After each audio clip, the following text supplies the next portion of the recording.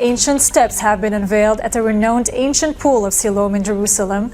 Prophecy is unfolding in the heart of Jerusalem. The Pool of Siloam, once a silent witness to miracles, is stirring again after thousands of years. Deep beneath the stone streets of the city of David, Israeli archaeologists uncovered a sealed chamber, undisturbed since the time of the kings. Inside, they found something that should not exist: carvings, markings, and structures that mirror descriptions written in scripture, almost word for word. For decades, skeptics called these stories myths. They said the pool was symbolic, a tale for believers, not history. But when government researchers released the first fragments of evidence, the entire archaeological community froze. Could the Bible's most mysterious miracle site have just been proven real? The discovery wasn't random. It was timed, hidden for centuries, revealed in an age when faith is fading. And now, the Israeli government's own findings are forcing even non-believers to ask one terrifying question: what if the miracles were never myths at all? Because what they unearthed next would shake not only Jerusalem, but the entire modern world. The air in Jerusalem carries stories older than empires.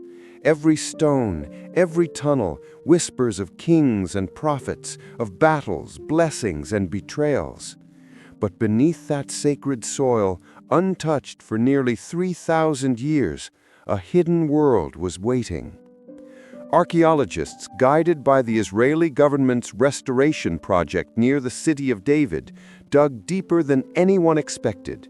Layer by layer, the ground revealed fragments of walls, pottery, and steps, until the outline of a massive pool began to emerge. This was no simple cistern. The craftsmanship, the precision, the sheer scale, it spoke of royal engineers and divine purpose.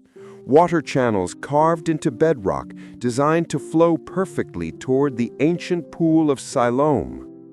Locals say this was where the blind once saw and the lame were healed. Skeptics call it legend, yet the evidence rising from the dust says otherwise. For the first time, science and scripture are staring at the same truth. And under the next layer of rock, something was waiting that no one could explain. What they uncovered beneath that final slab would silence even the loudest skeptic. The workers thought it was just another wall, but as their chisels struck the final stone, the echo that followed wasn't hollow. It was deep, ancient, and deliberate. Dust rose, and behind it an archway appeared, sealed with hardened clay and embedded fragments of pottery. The markings etched into its surface matched nothing seen before in the region. The Israeli team, under strict supervision, widened the opening. Inside, they found a chamber lined with perfectly fitted stones, each carved with inscriptions in Old Hebrew, words that seemed to mirror verses from the Book of Kings. There were traces of water channels leading directly into the Pool of Siloam, proof that this was not a mythic place, but a real engineering wonder from the time of the Judean monarchs. And then came the shock. Among the debris, a small tablet, blackened by time, bore a name scholars recognized instantly. A name tied to prophecy, kingship, and faith. The lead archaeologist stepped back and whispered, "This changes everything." What that tablet said has not yet been fully revealed to the public. But when the Israeli government finally confirmed its translation, the world of science fell silent. When the news first reached Jerusalem's archaeology office, the response was not celebration, but silence. For nearly a week, the excavation site was sealed. Workers were told to leave their tools behind. Cameras were banned, and every photograph of the mysterious tablet was confiscated under what officials called a temporary review order. But behind closed doors, the Israeli government assembled a quiet task force, historians, linguists, and theologians, to examine what had been found. According to insiders, the translation came back in fragments. The inscriptions referenced living water and the king's seal, echoing phrases long thought to be poetic symbols, not physical inscriptions. Then something even stranger happened. A small portion of the text was redacted from the official report. Why? Some say it mentioned a name that still appears in modern scripture, a link no one was ready to confront. And when the media pressed for answers, the government spokesperson gave only 4 words: "It's under active review." But by then, the secret had already begun to spread, and what leaked next would ignite a storm that no skeptic could contain. The leaks spread faster than the officials could contain them. Scholars across Israel began whispering, could the Pool of Siloam truly be the same site described in the ancient texts? Could the story that shaped millions of believers have just stepped out of myth and into history? The recovered tablet symbols matched passages from the book of Isaiah and the Gospel of John, phrases about water sent forth to heal and eyes washed to see the truth.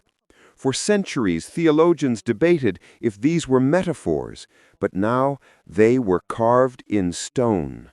Even secular researchers couldn't ignore the parallels. Every measurement of the pool, its steps, channels, and alignment mirrored biblical descriptions down to the cubit. It was as if the builders had left a signature for the modern world to find. One historian remarked off-record, "This discovery doesn't prove faith wrong. It proves faith was always right." Yet as the evidence grew, so did the resistance, because not everyone wanted this truth to surface. And soon, the loudest voices against it would come from those who once denied it existed at all. Within days of the leak, the headlines turned hostile. Major outlets dismissed the discovery as misinterpreted data. Prominent archaeologists claimed the tablet's writing was coincidental. Others called it religious propaganda. The louder the evidence spoke, the louder the denial became. One well-known professor went on record saying, "Archaeology doesn't prove faith, it only records belief." But his statement couldn't explain why radiocarbon testing from the Weizmann Institute dated the site to the exact period mentioned in the Hebrew texts, around 800 BC. The data was clear. The walls, the water channels, even the plaster composition aligned perfectly with ancient records, yet critics refused to concede. Online debates turned into shouting matches. Atheist forums accused the Israeli government of pushing religion through archaeology. But deep inside the excavation team, something else was happening. Whispers began to circulate that one more chamber remained sealed, that the most powerful piece of evidence was still hidden beneath the pool itself, and if opened, it could end a debate forever. So why hasn't anyone dared to open it? The discovery team returned under the cover of night. No press, no announcements. Only a handful of archaeologists and 2 government observers entered the site. Beneath the main steps of the Pool of Siloam, ground-penetrating scans had shown a hollow space, roughly 12 feet below the newly uncovered wall. The readings were unmistakable. There was something down there. They began drilling through layers of limestone, inch by inch, until a small opening broke through. The air that rushed out was cold, ancient, untouched for nearly 3 millennia. A camera probe lowered into the darkness revealed carved stone slabs, faint symbols glowing under the light. Lines curved in the shape of flowing water, surrounding a central emblem, a seal unlike anything found before in Jerusalem. One of the team whispered, "It's royal, but not from any dynasty we know." The chamber appeared to have been deliberately sealed, as if someone, thousands of years ago, wanted this place forgotten. And the reason why was about to shake faith, science, and history all at once. Because when the translation team finally read what was written on that seal, they went silent. Days later, the translation team released a single line from the chamber's inscription. It read, "The water of the king flows for the eyes of the blind." The phrase echoed almost word for word a passage from the Gospel of John, where the Pool of Siloam became the place of healing and sight. For believers, it was confirmation that the story was rooted in reality. For skeptics, it was a nightmare that refused to disappear. Every test confirmed the seal's age. Every analysis matched it to the 9th century BC. There was no way to fake that. And if that was true, then Scripture was not myth, it was history carved in stone. Around the world, sermons spoke of fulfilled prophecy, while news panels scrambled to reinterpret the evidence. Yet the more they tried to explain it away, the clearer the message became. The Pool of Siloam was real. The miracle was real. And now, the final piece of the inscription, still withheld from the public, might reveal who commanded it to be sealed forever. Because the last line of that inscription named someone no historian expected to see. When the final fragment of the inscription was translated, the room fell silent. It mentioned a name, one that appears both in the Chronicles of the Kings and in the words of the prophets. The seal bore the phrase, "By order of Hezekiah, servant of the living God." Scholars stared in disbelief. The Pool of Siloam, the tunnels, the inscriptions, all of it now pointed directly to the reign of King Hezekiah, the ruler who fortified Jerusalem and prayed for deliverance in the shadow of destruction. For centuries, critics claimed Hezekiah's works were exaggerated legends. Yet here was his signature, preserved in stone and time. And if his seal was truly linked to the Pool of Siloam, then the miracle described generations later was not random. It was a prophecy fulfilled in the exact place it began. Some called it coincidence. Others called it divine timing. But the more they studied the markings, the clearer it became this discovery wasn't about ancient water. It was about faith resurfacing from the dust. And what came next would hint that the Pool of Siloam was never just a monument, but a message for the final generation. Today, the Pool of Siloam stands surrounded by scaffolding and silence.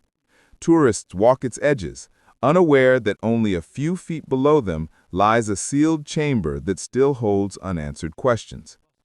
The official report ends abruptly. The final symbols on Hezekiah's seal remain untranslated, or perhaps unreleased. Some say the last phrase contains a date. Others claim it hints at a prophecy yet to unfold. Whatever it says, the government has chosen to keep it hidden, for now. But those who've seen the inscription whisper the same thing. It speaks of water returning. Could it mean another discovery, another event, or something far greater, something spiritual waiting for the appointed time? The stones of Jerusalem are speaking again. The Pool of Siloam has risen from the dust, and with it, a message once buried by kings now echoes through an unbelieving world. Because maybe this isn't the end of the story. Maybe it's the warning before the next one begins.